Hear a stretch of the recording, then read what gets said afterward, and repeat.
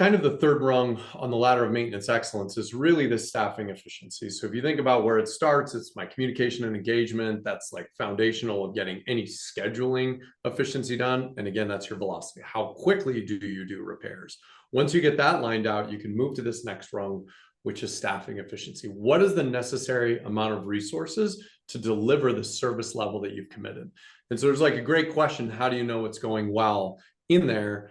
And really, it's about this optimization of maintaining a velocity and a satisfaction against the SLA that you've committed to your investors, to your residents, and a return that you're committing to on a property.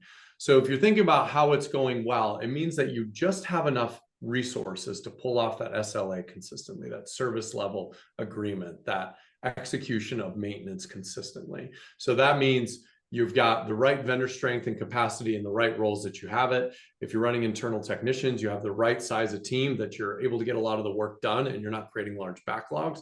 It means you've got the right amount of coordinators to ultimately manage the workload, so you're not associating a backlog. So you should see it kind of bounce in between perfectly at the staffing levels in that area.